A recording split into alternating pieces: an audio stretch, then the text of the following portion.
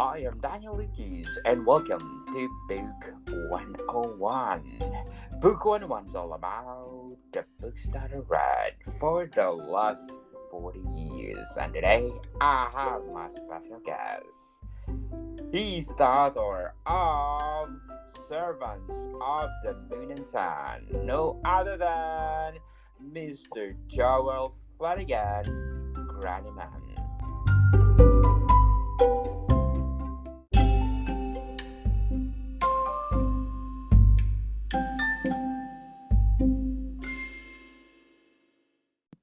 Well, thank you for having me today. I'm glad to be here. Yes, and Mr. Joel, thank you for coming back. And we're gonna talk about your latest book. Let's do the recap of the books that we talked about last time. Yeah, we talked about the first two books in my series, which are Talia, Heir to the Fairy Realm, which is book one, and then Talia on the Shore of the Sea, which is book two. And this third book, um, Fairy Court in Exile, is a continuation of that series. It takes at the end of book two, a bunch of characters go off in different directions, and this follows the fairies that stay behind. Yes, your new book, Fairy Court in Exile. Correct? This is the continuation of the book that we talk about. Yes, as I said, it follows the fairies that stay behind, and it's there's the beginning. It's also covers the beginning of the fairy civil war between the fairies who stay faithful to Talia as the new queen and her regent Titania, fighting against the former queen's sisters who have in a bloody coup have disposed the former queen. But it also follows Min and Eleanor's journey as being thrust into the situation of becoming defenders of the mountain, but also they have to deal with their own traumas and insecurities and move themselves into being leaders. And because they were just former ladies of Talia, now they're being thrust into this bigger role, and a lot more trust and a lot more lives are counting on what they do. Congratulations, Mr. Joel, for the new book, Fairy Court in Exile. What are your struggles in writing with? Struggles. There's a lot of struggles. One is finding readers, finding people who will enjoy the story, but also connecting with them, trying to find those people who know will like your books, who will enjoy the stories, which are it's an epic fantasy, but it also deals with a lot of character issues, a lot of character growth, and family and personal issues, and just finding those readers because it's a little bit of a niche genre, but it also can expand out. My wife commented after we got a bunch of reviews that people who don't like fantasy seem to like your books. So that's kind of one of the things also that we're looking. That's a struggle that all writers and everybody from writing a couple books to build hundreds of books in series runs into is finding those readers, finding those people who will really appreciate what you write. What will be this book all about? Is this a series, a quartet, or a trilogy? No, it's a long, winding series. I kind of think of it in terms of arcs. The first two books are the beginning arc of the series, and then it breaks up into several other arcs because there's going to be the arc of the fairies as they continue to fight the Civil War. There's also going to be the arc of some of the characters head off into this area we call the Exile Forest, which is a place of refuge for a lot of half fairies and humans, and we'll follow them as they go through their life. And then we'll also have an arc of Talia and her journey, trying to find her daughter and trying to reconcile what she has done and because a lot of things happen to her and she does a lot of things in the second book, a lot of how she's dealing with that and moving forward, and then all these arcs will kind of come together and bring all these characters will be apart, and then they'll gradually come together, and we'll go from there. I have the first couple books in the Exile Forest arc written, and I have some of the next books in Talia's, some of the story of Talia's written, but not all of that. So it's going to be a long, winding series, so hopefully people will stick around. Yes, definitely. So, Joel, can you read the prologue of your latest book? The prologue is titled The Night of Black Wings. Glaive could take no more. Before him, 2 soldiers of air, their blue uniforms, almost purple with blood, held the arms of a struggling shrine keeper. Her leather wings battered them, but they held her tight, forcing her to her knees. They will be buried, a sergeant declared, his hands still dripping with the blood of the 2 shrine keepers he had just killed. The blood from their slit throats joined that of the dead they had been trying to take back to the shrine of the goddess. Curse you, the kneeling shrine keeper swore, her voice rising above the fighting. They should be burned. There's nothing you can do about it, old woman, the sergeant taunted. He spun the bloody dagger in his hands and then pointed at her. Join your pitiful keepers. Fire, Glaive sent. Wow. Sounds interesting, Mr. Joel. How did you craft the latest book? The prologue is something that happens in kind of toward the end of book 2, but we don't see it from that point of view, the point of view of Glaive, who's a soldier, and the shrine keeper. So we don't see that. And that prologue was something I wrote really early on, pretty much once I had finished book 2, and it just came to me in a flash. It was this very, very visceral moment in the battle. And no, it was no more of a battle. It was the bloody coup of the false sisters, and they're killing everybody using these black blades, which will almost instantly kill any fairy it cuts. So that was the prologue, and I had it's a very heroic moment for these soldiers as they stand up against this mob that is trying to overwhelm them. And then from there, the book is about 3 months after the end of book 2, and you're seeing how life is for the fairies who stayed behind, and their troubles and trials, and trying to resist these hateful and bloody false sisters who are trying to pretty much turn on its head everything the fairies have always stood for, and how they are resisting it, and how they are gathering allies, and how they move, and again trying to move forward, and how they are holding down their points of resistance, various strongholds across the fairy realm, and how the false sisters are fighting back against these what they call rebels, of course. And it's taking these characters, putting them into the situations, and seeing how they react. I had an idea of where the arc of the book would go, and there would be a big battle in the middle, and then the repercussions of that battle. So I followed the characters. So Wow. that's the way I write. Interesting, Mr. Joel. But before we go on, I want to shout out to the people listening in Greece.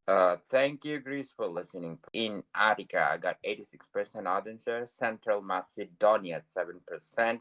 Crete at 4%. And last but not the least, East Macedonia and Thrace at 4%. Thank you, Greece, after I saw Paul Lee, for listening to this podcast, because this podcast is created to empower writers all over the world, like Mr. Joel Flanagan-Grannemann. So, Mr. Joel, Fairy Court in Exile, what behind the title of your third book of the series, Servants of the Moon and Sun? Well, it wasn't the first title I had. I had something else in mind it was a placeholder title that I didn't quite know what to do with. But it's something my wife came up with, actually, because it comes up in the actual text of the book a couple times, and Titania says it a couple times. Well, this is our Fairy Court in Exile, and I referred to the Fairy Court in Exile throughout that is the fairies at the mountain. So it just became, my wife was like, why don't you just call the book that? So we did. Yes, and congratulations again. What the green color signifies to your cover book? Green is one of our favorite colors. Green is also one of Talia's colors, one of the colors of the air, and the air of the fairy realm, and it also just looked really good. And if you look at the cover, you can see that there's two swords. They signify the civil war that's going on, and you'll notice that there are blue and red gems in the hilt of one sword and green and purple in the other. So the red and blue ones are the colors of the false sisters, and the green and purple ones are the colors of the fairy court in exile, or the fairies who stay true to the queen. So, Mr. Joel, if you want to go back and revise part of the book you want to revise. I think we did a really good job. My wife and I, my wife is my editor, working together, working on it. I think we went over the battle scene that happens toward the end, toward the kind of ending middle of the book. And I think there's some parts of that that could be a little stronger. There's also parts. There's a big kind of magical battle toward the and kind of the beginning. I think that could have been a little stronger, but I'm really proud of what we did. Really proud of the characterization, really proud of the conversations, because that's one of the things that I focus on in my writing is characters talking to each other, and that's how how you move the plot forward. So I'm very proud of that. I mean, there's sentences and there's paragraphs that may have been a little tighter, could have been a little better, but at some point you kind of got to stop be editing and tinkering with things, because you've kind of reached a point where anything more you do is just going to make it worse. It's not going to, or it's not going to help at all. So I overall, I'm really proud of the book. Yes. So, how many days or month you wrote this book? Fairy Court in Exile. I think it took me about, it's a really short book. It's about a little more than 300 pages. It took me maybe 4 or 5 months to write, and then I set it aside and worked on other things while my wife was recording the audio for book 2. And we set it aside for another 6 months or so before we started editing it. And it took about 3 or 4 months, solid editing it chapter by chapter. We go through the whole book one chapter at a time, edit those, and then we go back, start again, working on it chapter by chapter. And that took us about 3 to 4 months to go through that. And then she started recording the audiobook. So, and then it came out on September 23rd, which was last Saturday. Yes. Congratulations again. Fairy Court in Exile. What do you think the flaws? Hmm, you're really asking me some hard questions this morning. For the next series of the Servants of the Moon and Sun. For sure, you have a book for coming. Let me think. Maybe the one flaw. Let me answer that previous question first. Um, Maybe one of the flaws is I really didn't work on the point of view of the villains a lot. You see them in glimpses at ends of chapters. You see the effects they have on everything, but you never really get their point of view. And maybe I should have worked a little bit more on that, but I really wasn't, when I was writing this book, I really wasn't in the mood to get into the heads of my villains that much, because they're doing horrible things and they're doing really brutal things, and I just really didn't want to get into their headspace at that moment. So I focused on my heroes, focused on the protagonists and what they did and how they're fighting against this evil. So maybe some people could see that as a flaw, but I don't really, just because that's where the story led me, and I wasn't interested in focusing on the villains, because it's not their story. It's the heroes, it's the protagonists whose story it is. Very well said, Mr. Joel. So Fairy Court and Exile. Let's talk about the protagonist. The main protagonists are Min, who is one of Talia's ladies. She's a what? She's a she's one of the fairies who was a former lady of Talia's, and she becomes a paramount, which is the fairy word for magic user or focusing on using the fairy power. And she along with Eleanor, who was another one of Talia's ladies, her second, um, was her Talia's second in command in a way. And the two of them are working together to create the magical defenses for the mountain. And along with her, there's the regent Titania, who is the former Queen's Justice of Talia's mother, who was the former queen who was killed in the bloody coup that the false sisters, her sisters, um, the bloody coup that ends book two. And her role is again to be temporarily the leader of the fairies, leader of all these fairies who stay true to the queen, to the troll of beliefs, and fighting against the perversion of the fairy way that the false sisters are pushing forward. There's Titania, there's Min and Eleanor, Captain Shatterstaff, who comes back. She is there as pretty much the war leader or the main leader of the fight the fighting fairies, and a bunch of the other characters still are around. The ones that haven't gone off in separate ways, either following Talia or going off into the Exile Forest. And there are also a couple characters who make appearances that were in book one and book two that show up. And it's really fun to take these characters and put them in new situations, or put them in situations where you know how they react, and some of them you don't know how they react. So it's really fun. That's one of the things I love, is creating these characters and putting them in these situations and seeing how they react. And sometimes they'll surprise me. Sometimes they won't, but sometimes they do. It's one of the best things about being a writer. Definitely. Mr. Joel, Servants of the Moon and Sun, do you think this is good for a series or a motion picture or an anime?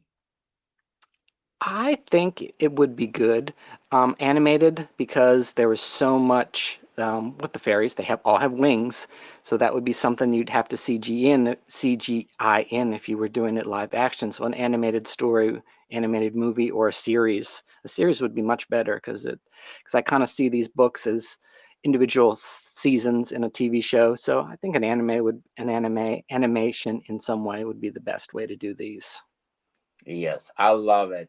Just like the X-Men anime, I love it. And probably if this become one of anime, this so super cool. Out there, people, let's support Mr. Joel, Fairy Court, or the Servants of the Moon and Sun. Let's make this anime or whatever in the series. I hope this will become one of Amazon Prime or Apple TV Plus. Oh, that'd be awesome. It would be great. Yes. And so, Mr. Joel, Fairy Court in Exile. What else you can say about it? I think it's a really fun book. It's got some moments of it's got some really good action in it. I'm not that focused on action, but I do when it's called for. Of course, I'll have some action in it. I'll tell you this funny story. A friend of mine, a coworker, was beginning to read the book, and she caught me the next day and said, "Joel, what's up with all the blood and all the blood and violence in the beginning of the book?" Because it kind of caught her off guard. And I told her, well, it's in the middle of a civil war. This is the beginning of a civil war. It was a bloody and brutal time. It shows the blood and brutality of the antagonists. And she was like, oh, okay. And I told her, well, don't worry, you can get through that, and the next couple chapters will settle down a bunch into the emotional and character dramas. And the next day she said, okay, yeah, it did settle down a bit. So kind of off the hook with her a little bit. Yes. So, Mr. Joel, how did you connect like, the book one, book two, and book three of The Servants of the Moon and Sun? Book one and book two were written together. So book one ends in a cliffhanger, and it pretty much takes up within book two, and so they're pretty much one story, all in two books. And then at the end of book two, the characters stay, as I said, go off in various directions, and it's the characters who stay behind at the Exile Queen's Mountain, which becomes a stronghold for this resistance to the False Sisters. Those characters who stay behind, those are the ones we get to know, and we get to know more about in book three. Yes, and thank you, listen notes, for my latest scores of 26 and belong to 10% popular show globally. Thank you, listen notes, and of course, FeedSpot. Thank you for being the number seven best art book podcast you must follow in 2023. Thank you so much for supporting this podcast. Mr. Joel, Fairy Court in Exile, what are your expectations? I just want the people who have read the first two books, to read this next one and enjoy it, and follow the characters as they move forward. I want to get new readers. I want to get more people invested in these characters because I love these characters so much. I put so much of my beliefs and heart and soul into these characters. There are pieces of me scattered through all these characters, and to have people read them and enjoy the story, and to follow their story and get invested in these characters. That's really all I want, is for people to, to learn about these characters that I love so much, and to follow their journeys along with me. Mr. Joel, how did you crafted these characters? In a way, they a lot of them fit the needs in the story. For example, Eleanor, who in the book one and book two is Talia's second, is her right hand fairy, and she fills those needs in that character. But she's also got a lot of emotional trauma from her upbringing. She had a very domineering and very critical mother, and you meet Lanore's mother in this book a little bit more than you did in the first couple books, and that that dynamic between mother and daughter was very important for this relationship. So that's how I crafted that, and taking experiences from my own life, not with my own mother, of course, but in other people's relationships that I've witnessed and known a little bit about. Took bits of those characters I knew from real life and put them into Lanor and Celia's relationship. So that, and that's how a lot of writers work. Well, I won't speak for all the writers. I will speak for myself, and that's how I craft my characters. I take little bits of my experience or experience that I know about and put them into these characters, and sometimes it gets amplified, or sometimes it and becomes more than what taking one single thing about these characters, and it becomes their whole becomes a bit of their whole personality. So that's kind of how I do that. So, in your writing Fairy Court in Exile, is there a classic novel that you want to emulate? Classic novel? No, not really. I mean, I obviously, from some of the names, I love Tolkien, but I never could. I don't think I could ever write like that. I'm not really trying to emulate anybody. There are lots of homages and references to other things, but this is my story. This is what I've written. I think if I want to emulate anybody's success, I would think of Robert Jordan and The Wheel of Time, which takes on this very expansive story through, I think it's 13 or 14 books. So Yes. maybe maybe that would be the best one I'm emulating, because now that I'm thinking about it, the characters do go off in various different directions, and you have books that focus on one characters and you don't pick up with the other characters till the next book. So maybe that would be a good answer. Definitely. Very well said, Mr. Joel. Joel, can you please invite our listeners to buy all your books? Yes, please buy all my books. If you go to my website, which is at servantsofthemoonandsun.com, you'll see links to all the Amazon links. You'll see links to my socials. I'm on Twitter and I'm on Blue Sky right now. I've just joined that within the last couple months, so I've been enjoying the community over there. I've got a newsletter that comes out on the 2nd and the 16th of each month that focuses on bits of my writing journey, bits of personal stuff, a lot of cat pictures. We love our cats. We have two cats, so you'll see a lot of that.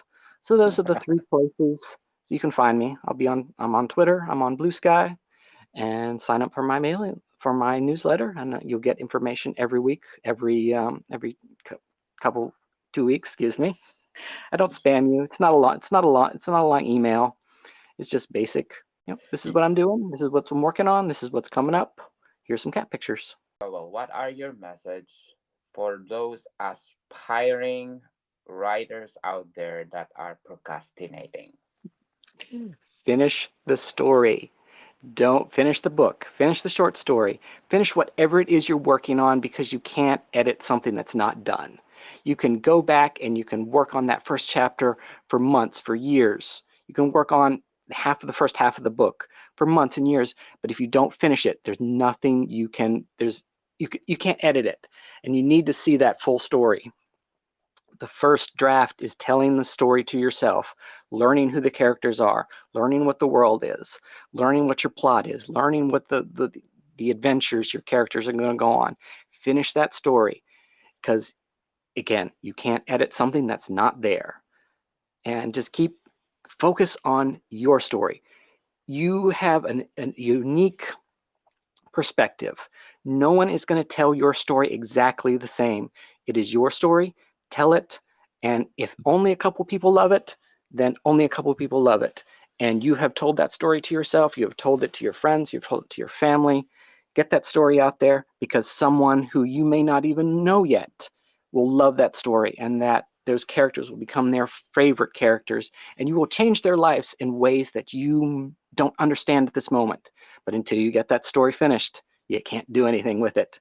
And that was my wife was kept saying to me, finish it, finish it. We can't edit it until we finish it. So get that story on the electronics, get it on paper, figure, finish it in whatever way works best for you. Inspiring message, people. Yes, stop procrastinating and finish it.